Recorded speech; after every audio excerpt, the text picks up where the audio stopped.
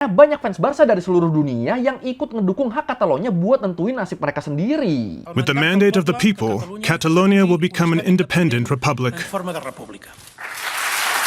Bahkan mereka dilarang make bahasa Katalan. Dilarang make bahasa asli mereka. Gua pengen bahas Eropa lagi. Spanyol kali ya. Soalnya kayaknya belum pernah kan kita ngebahas Spanyol secara spesifik kan. Dan kalau ngomongin Spanyol, gue tuh dari dulu selalu penasaran sama satu wilayah di sana yang pengen banget merdeka dan ngebentuk negara sendiri. Yang menarik, bahkan wilayah ini mereka tuh sampai pakai klub bola loh buat jadi simbol perlawanan dan media buat menuntut kemerdekaan dari Spanyol. Ini anak bola pasti tahu nih gue mau bahas apa nih. Iya, gue mau bahas Catalonia, wilayah Spanyol yang jadi tempat asalnya klub Barcelona. Tapi kenapa ya wilayah Catalunya ini mau pisah dari Spanyol? Dan kenapa mereka malah pakai klub bola buat jadi simbol perlawanan terhadap Spanyol? Ya udah kalau gitu, langsung kita bahas kenapa Catalonia pengen merdeka dari Spanyol di Learning by Googling.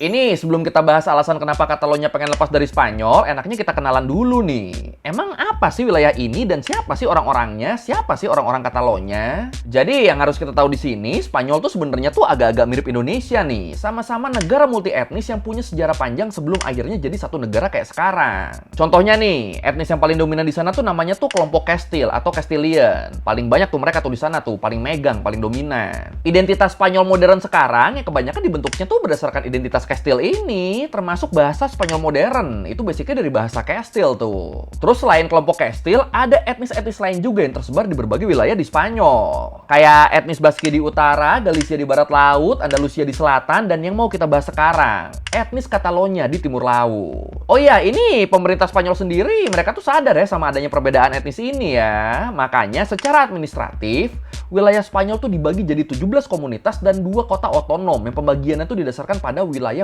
etnis tadi. Nah, Catalonia, mereka tuh jadi salah satu dari 17 komunitas otonom tadi. Komunitas otonom yang emang punya identitas yang beda banget sama identitas Castilian. Emang bedanya apa? Misalnya ini deh, dari segi bahasanya. Jadi orang-orang Catalonia, mereka tuh punya bahasanya sendiri, bahasa Katalan. Dan walaupun bahasa Katalan sama bahasa Spanyol tuh masih satu rumpun, akarnya sama-sama bahasa Latin, tapi dua bahasa ini tuh ternyata tuh beda banget. Mulai dari hurufnya, pelafalannya, tata bahasanya, itu bener-bener beda tuh. Malah bisa dibilang bahasa Katalan tuh sedikit lebih mirip ke bahasa Italia sama Prancis dibandingin sama bahasa Spanyol. Terus dari sisi karakternya juga, orang-orang Katalan tuh punya stereotip yang unik dan beda. Mereka tuh sering dianggap sebagai versi Jermannya orang Spanyol. Kenapa gitu? Soalnya orang Katalan tuh terkenal sama kerja kerasnya, dianggap jago berbisnis, tapi punya karakter dingin. Apalagi ke orang-orang non-Katalan. Dan stereotip kayak gini bisa muncul ya ini nih karena keinginan mereka buat lepas dan merdeka dari Spanyol ya. Jadi karena dianggap pembangkang, karena pengen misahin diri terus, jadinya muncul deh tuh stereotip negatif tentang mereka, tentang orang-orang Katalan. Spain is made up of 17 semi-autonomous regions, each with their own identity. Some, like Catalonia, are distinct enough that they have their own language as well as culture, cuisine, and literature. Dan buat tahu kenapa mereka pengen pisah dari Spanyol, ini kita harus tahu sejarah mereka dulu nih. Sejarah Catalonia sebelum dan sesudah gabung sama Spanyol. Soalnya Catalonia sendiri tuh emang udah eksis dari lama banget. Jauh sebelum negara Spanyol modern lahir, mereka tuh udah ada. Bahkan bisa dibilang Catalonia tuh dulu adalah salah satu kekuatan besar di Eropa loh. Wah. Iya, jadi di abad pertengahan, sekitar abad ke-12 sampai 15, Catalonia tuh jadi jantung dari Crown of Aragon, kerajaan dengan kekuatan maritim yang kuat di wilayah Mediterania. Di era keemasannya, wilayah Crown of Aragon ini tuh terbentang dari Barcelona sampai ke Sisilia dan Naples di Italia. Gede juga ya. Nah, di tahun 1469, waktu Raja Ferdinand II dari Aragon nikah sama Ratu Isabella I dari Castile, wilayah kedua kerajaan ini jadi nyatu deh. Dan wilayah inilah yang jadi cikal bakalnya wilayah Spanyol modern. Dan di momen itulah Catalonia mulai jadi bagian dari Spanyol. Cuma nih, walaupun waktu itu kerajaan Aragon sama kerajaan Castile tuh udah nyatu jadi satu kekuatan politik baru, tapi Catalonia tuh tetap dikasih otonomi ya. Soalnya waktu masih di bawah Crown of Aragon juga, Barcelona, kota terbesar di Catalonia, dia tuh jadi ibu kota de facto-nya Crown of Aragon kan. Kegiatan administrasi kerajaan, bisnis, ekonomi, sampai aktivitas budaya, itu bisa dibilang semuanya tuh terpusatnya tuh di Barcelona. Makanya waktu kerajaan Aragon sama Castile nyatu, nah itu otonomi Catalonia tuh tetap dipertahanin tuh. Bener-bener mereka punya institusi politik sendiri, punya sistem hukum sendiri. Ya pokoknya mereka masih dikasih hak buat ngatur dirinya sendiri lah. walaupun udah jadi bagian dari Spanyol. Spain is a decentralized, unified state. That means that autonomous regions like Catalonia are governed according to the national constitution, as well as laws enacted independently by each regional government. Nah, bibit-bibit konflik antara Spanyol sama Katalonia mulai munculnya tuh di awal abad ke-18, waktu terjadi Perang Suksesi Spanyol. Jadi waktu itu Spanyol tuh lagi dipimpin sama Charles II dari Spanyol, pewaris tahta Spanyol sekaligus keturunan klan Habsburg, keturunan dinasti Habsburg. Ini kalau mungkin lo ingat video kita yang soal pembentukan Jerman, di situ kan kita ngebahas ya kalau klan Habsburg ini tuh emang klan bangsawan dari Austria yang punya suksesi di mana-mana. Kayak di Spanyol, Belanda, Italia, dan sebagian Prancis.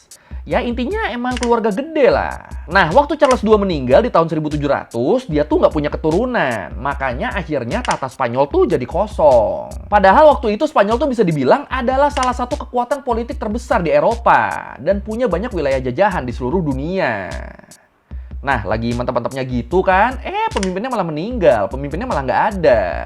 Dan ini kan berarti siapapun yang bisa dapetin tahta Spanyol kan bakal menang jackpot dong, bakal dapetin Spanyol plus wilayah-wilayah jajahannya dong. Pada pengen lah di situ. Dan gara-gara itulah makanya akhirnya ada dua wangsa, ada dua klan yang bertarung buat jadi pewaris tahta Spanyol. Ada klan Habsburg dari Austria sama klan Bourbon dari Prancis. Dua-duanya ngeklaim kalau mereka berhak atas tahta Spanyol karena penguasa dua klan ini tuh sama-sama nikahin saudara tirinya sama Raja Charles II. Dan ya udah, akhirnya pecah deh tuh perang antara Austria yang didukung sama Prusia, Belanda sampai Inggris ngelawan Prancis. Terus Katalonia di pihaknya siapa?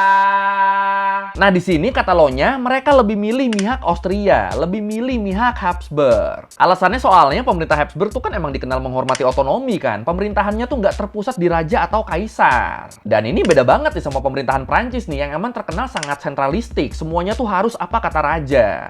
Nah, ngelihat background ini, Katalonia khawatir kalau sampai Spanyol jatuh ke tangan klan Bourbon dari Prancis, bisa-bisa itu hak-hak istimewa mereka sebagai bangsa yang punya otonomi bakal hilang. Terus selain itu di atas kertas, kekuatan Habsburg dari Austria juga tuh kan jauh lebih unggul kan, dengan adanya sekutu kuat kayak Inggris sama Belanda. Makanya akhirnya di sini Katalonia lebih milih buat mihak ke Austria, lebih milih buat mihak ke Habsburg. Dan ternyata setelah kurang lebih 13 tahun perang, endingnya nggak ada pihak yang bener-bener menang. Konflik ini berakhir dengan perjanjian Utrecht yang isinya tuh kurang lebih nyerahin tahta Spanyol ke klan Bourbon, tapi dengan syarat tahta Prancis dan Spanyol nggak boleh bersatu, harus berdiri sebagai dua kekuatan yang berbeda. Jadi nggak boleh tuh mentang-mentang dipegang sama klan yang sama, mentang-mentang dipegang sama klan Bourbon, terus Spanyol jadi wilayahnya Prancis gitu misalnya, itu nggak boleh tuh. Tetap harus masing-masing, Prancis sendiri, Spanyol sendiri. Terus buat Austria sama Inggris, walaupun mereka nggak dapat tahta, tapi mereka tetap dapat keuntungan di sini. Austria berhak atas wilayah Spanyol di Italia dan Belanda, dan Inggris dapat hak atas wilayah Gibraltar. Terus Katalonia dapat apa? Nah itu, sayangnya mereka nggak dapat apa-apa.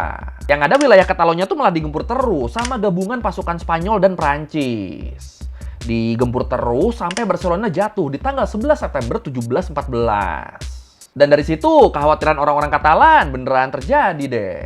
Spanyol yang dipimpin sama Raja Philip V dari klan Bourbon, mereka akhirnya nindak tegas orang-orang Katalonia. Hak-haknya dicabut, semua institusi dibubarin, tata hukum Katalonia dipaksa ngikutin pemerintah pusat, bahkan mereka dilarang make bahasa Katalan.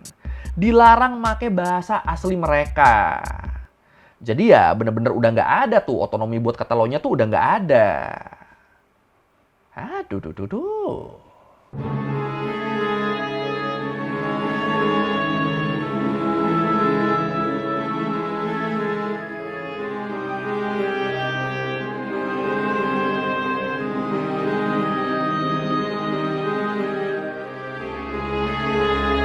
Nah tapi walaupun dapat tindakan yang mereka rasa nggak adil ini, orang-orang Katalan tuh nggak pasrah gitu aja. Yang ada mereka malah makin semangat buat ngebuktiin kalau mereka adalah bangsa yang besar. Dan bener aja, di abad ke-19 waktu Eropa masuk ke era industri, itu wilayah Katalonia tuh jadi pusat industri tekstil modern pertama di Spanyol loh. Di saat wilayah lain di Spanyol tuh masih fokus bertani. Dan berkat itu, Katalonia jadi salah satu penyokong utama perekonomian Spanyol. Nah, terus gara-gara ini orang-orang Katalan jadi pede lagi deh buat ngebangkitin identitas mereka yang udah lama dihapus. Makanya dari situ mereka mulai tuh nyetak koran dan buku dalam bahasa Katalan yang terus memicu gerakan nasionalisme modern Katalan. Dan akhirnya keinginan orang-orang Katalan ini beneran kesampaian deh. Waktu Spanyol resmi berubah jadi republik di tahun 1931, Katalonia berhasil dapat hak otonomi mereka lagi. Mereka bisa punya pemerintahan sendiri lagi, dan bahasa Katalan juga jadi bahasa resmi lagi. Ya pokoknya sesuai harapan mereka lah hasilnya lah. Tapi sayangnya ternyata itu nggak bertahan lama. Soalnya nggak lama habis dapat hak otonomi, Spanyol ngalamin perang saudara kan. Dan sama kayak di perang suksesi tadi, lagi-lagi Katalonia berpihak di kubu yang kalah nih. Dan singkat cerita akhirnya di tahun 1939, Spanyol tuh kan mulai dipimpin sama diktator fasis yang namanya Francisco Franco kan. Nah, Francisco Franco ini dia nih punya pandangan sendiri soal Spanyol yang ideal menurut versinya dia. Dan itu yang pengen dia terapin.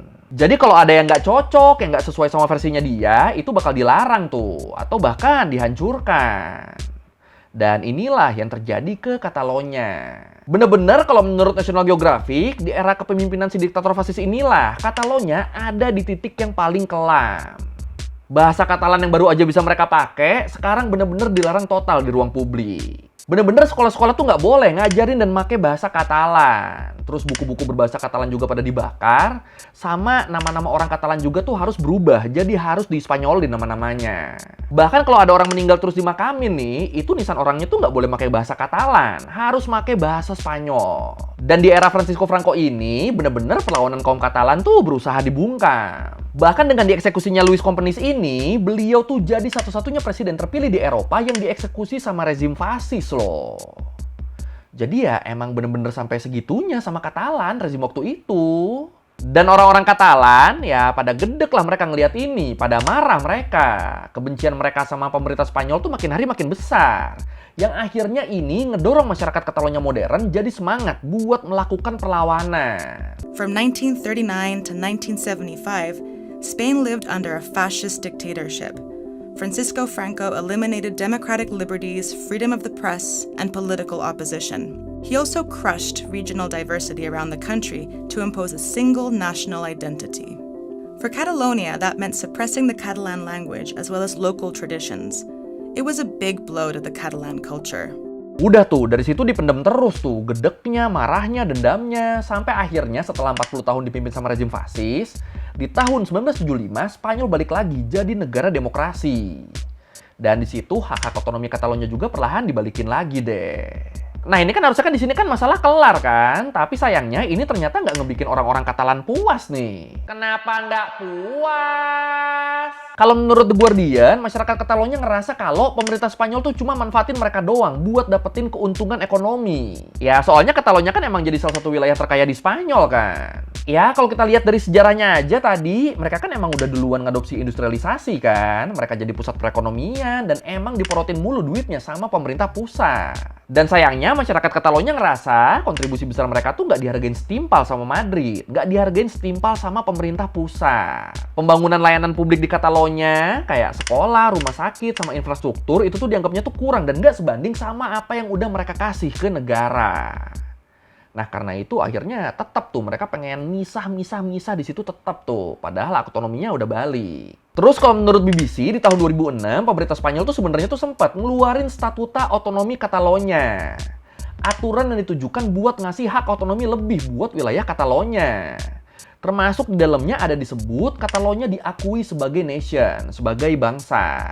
Tapi sayangnya selang 4 tahun kemudian, aturan ini sebagian besar isinya tuh jadi diganti karena ada desakan dari kelompok konservatif Spanyol. Termasuk yang diganti tuh soal yang tadi tuh, soal identitas Katalonia sebagai bangsa. Itu diganti juga tuh. Wah udah deh, dari situ akhirnya hubungan Spanyol sama Katalonia makin buruk deh. Tiap tahun banyak masyarakat Katalonia yang nuntut buat lepas dari Spanyol. Bahkan kalau lu inget, sempat rame juga waktu itu, di tahun 2017, pemerintah Katalonia nekat ngadain referendum kemerdekaan Katalonia. Dan jelas tindakan ini dianggap ilegal lah sama pemerintah Spanyol. Di momen itu, pemerintah pusat langsung tuh nerjunin ribuan aparat ke Katalonia buat menghentikan pemungutan suaranya, buat menghentikan referendumnya. Udah tuh, chaos tuh di mana-mana tuh di Katalonia waktu itu tuh. Kotak suara disita dan banyak juga yang luka-luka.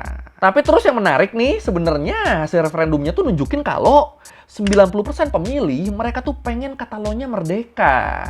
Cuma ya sayangnya ini tingkat partisipasinya emang rendah sih. Ya gimana nggak rendah, orang belum kelar udah dibubarin kan. Dan ya udah akhirnya referendumnya nggak pernah diakuin deh. Orang-orang di baliknya juga akhirnya pada ditangkepin. Dan akhirnya Katalonia tetap jadi bagian dari Spanyol.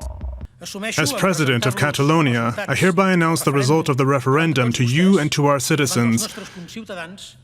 With the mandate of the people, Catalonia will become an independent republic.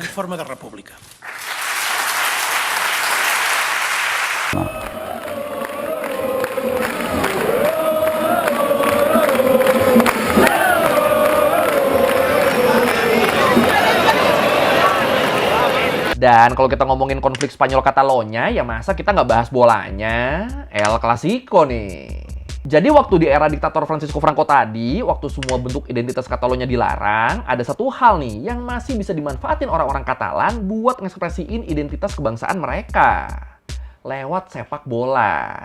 Makanya itu Camp Nou, kandangnya Barcelona, itu tiap Barca main pasti orang-orang ramai tuh pada ngumpul tuh. Soalnya mereka nggak sekedar ngedukung tim favoritnya main, tapi di saat itulah satu-satunya kesempatan buat mereka bisa nyanyi-nyanyi dan ngibarin bendera buat ngekspresiin dan nunjukin identitas Katalan mereka.